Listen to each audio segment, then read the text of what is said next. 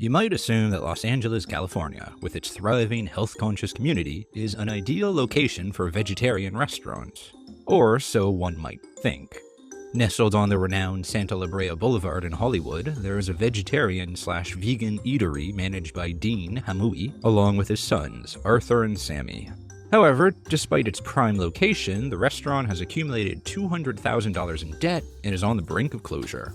Dean's sons believe that he should be taking more proactive steps to rescue the business. This place is running like without a fucking captain. I don't think my dad can really be a manager. How about you just man up, man, sack up and do this shit, man?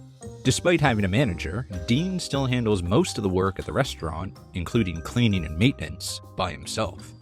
Mark, the manager, doesn't have a specific job and seems more interested in the appearance of the restaurant than in its actual management. My role here is a little bit undefined. It was really no job title. I'll be the hostess. I'm the best hostess.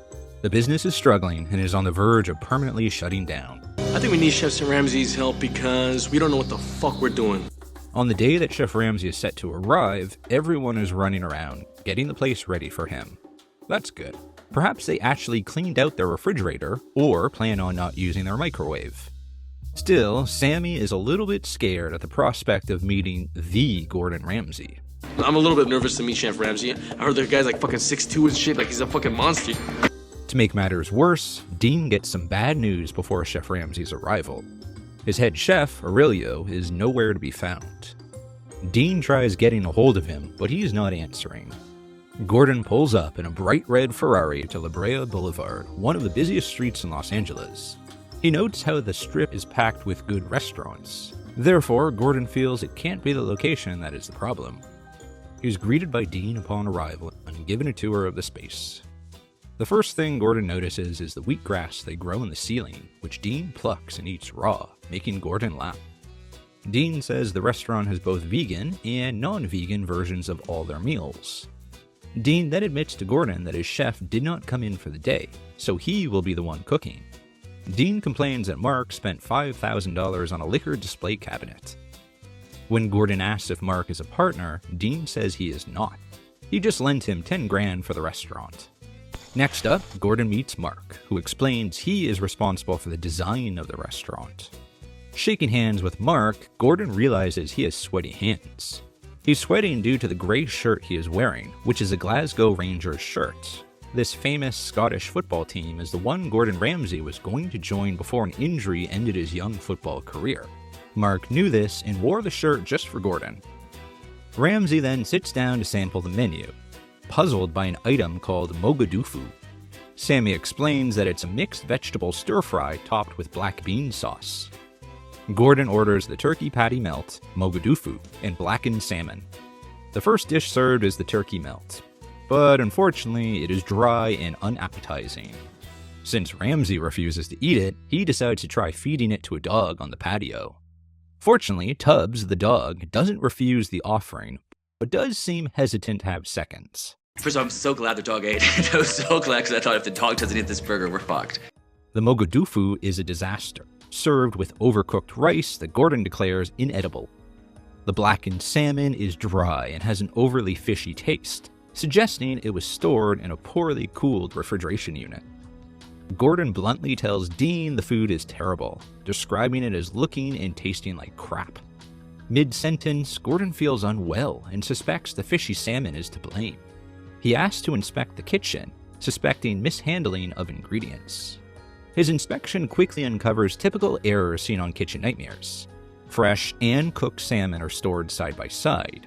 Worse, the salmon and turkey are thawing together in the same container.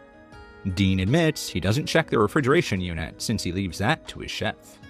Speaking of Chef Aurelio, he finally arrives 2 hours late. Aurelio gives an excuse as to why he was late. Sammy and Arthur are both furious. Despite that though, Dean goes easy on him, letting his lateness slide, which makes his sons even angrier. Gordon returns later to observe a dinner service. In the kitchen, Ramsay pulls both Aurelio and Dean aside to discuss the deplorable state of the walk-in refrigeration units. Aurelio says he is just a cook and not in charge, but then goes on to say the reason he stays at the restaurant is because he is free to do whatever he wants. Gordon observes how it is Dean, the owner, who has to follow around the chef, cleaning up after him and doing his work for him. While this is going on, food is being sent back from the dining room as the dishes are bland and greasy. Digging further into the problem, Gordon pulls some frozen fake meats out of the bottom of the freezer.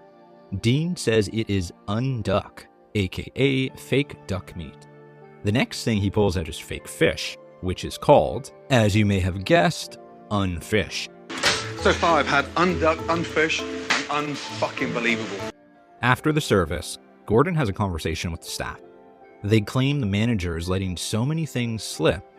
Dean complains that no one is listening to him. According to Gordon, their philosophy is not as healthy as they believe it to be, but rather it is a gimmick.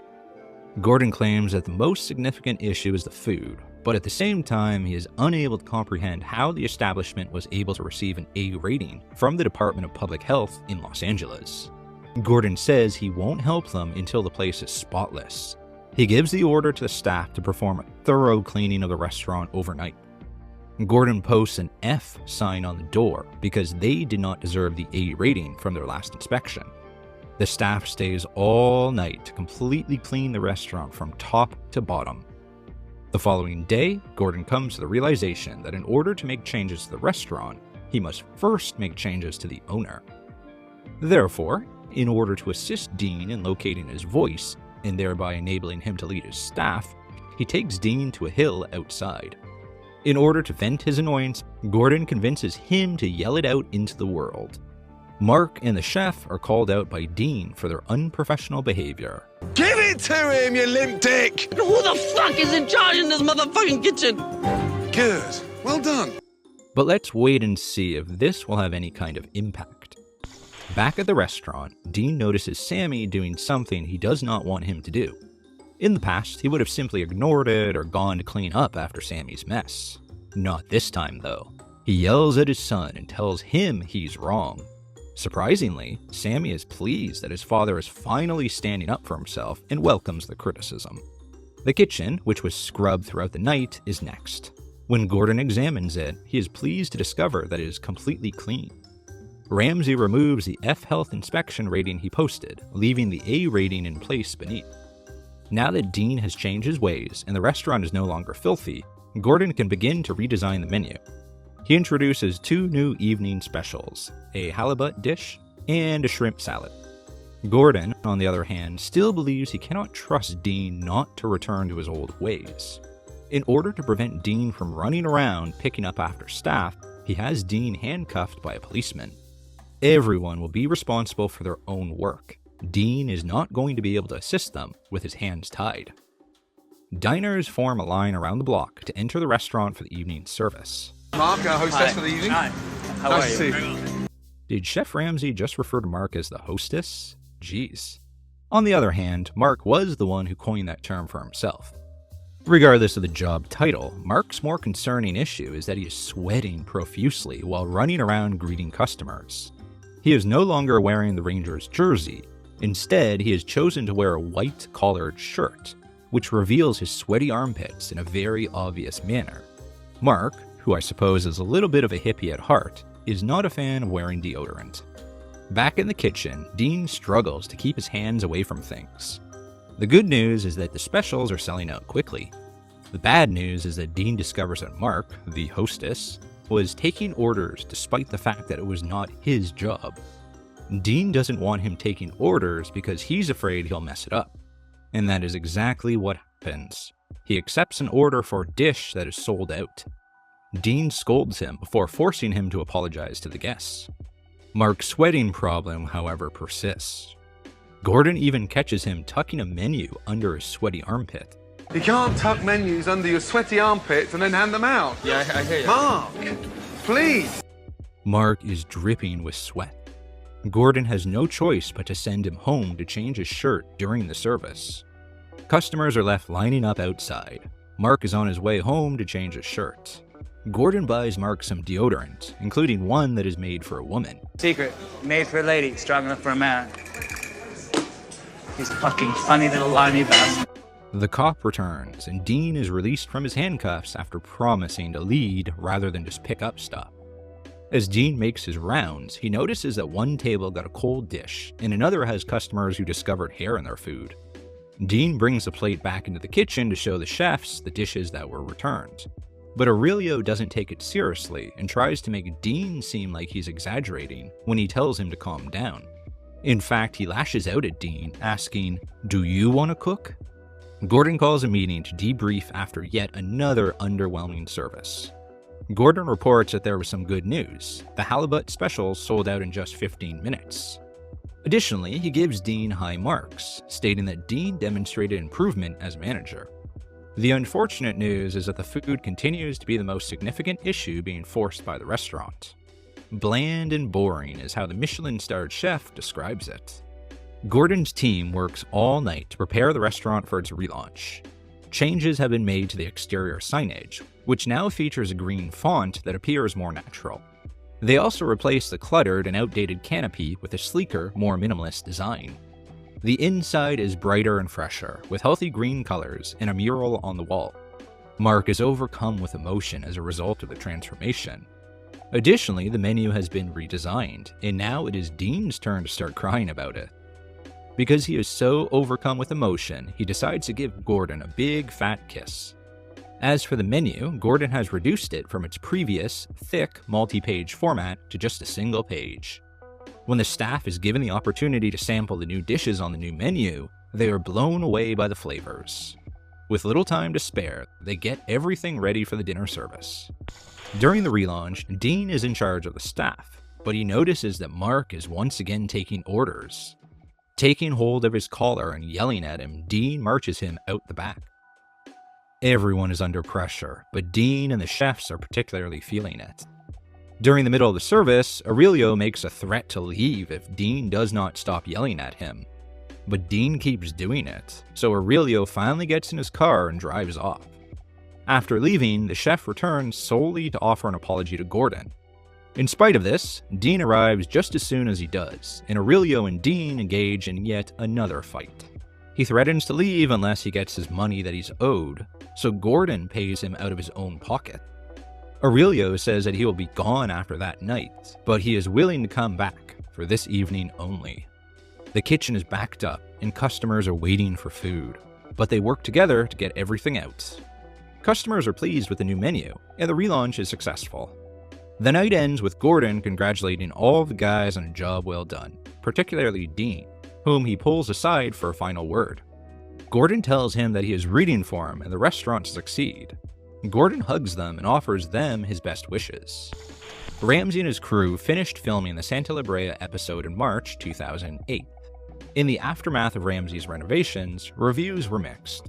This longtime patron, who had visited Santa La Brea at least 10 times, expressed his dissatisfaction with Ramsay's changes, claiming that he had ruined his favorite vegetarian restaurant, highlighting in particular how Ramsay's menu modifications resulted in fewer vegetarian options and smaller portion sizes.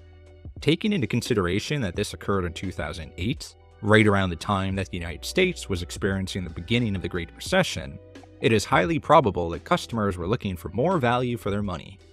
This reviewer liked the food they had and didn't mind the portion sizes, but they didn't agree with the restaurant's usage of a banner outside that mentioned Ramsay, believing it would do more harm than good. A few days before the episode of Kitchen Nightmares was broadcast in November of 2008, Dean gave an interview to a local magazine in which he recounted some of the experiences he had while filming the episode. He claimed that a botched renovation left him broke and unable to invest any additional capital in the restaurant, despite the fact that he had never watched an episode of Kitchen Nightmares and had no idea who Chef Ramsay was. Because he was unable to afford to hire help, he was compelled to devote a significant portion of his own time to the management of the establishment. It was one of his bakers who noticed how hard he was working and made the decision to get in touch with Kitchen Nightmares on his behalf. The show conducted an interview with them, and the rest, as they say, is history.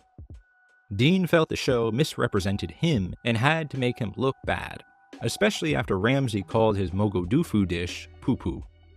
When asked if they had seen any increase in sales yet from people hearing they were on Kitchen Nightmares, Dean said that they hadn't yet, but had his hopes pinned on exposure from the episode that was set to air in a few days.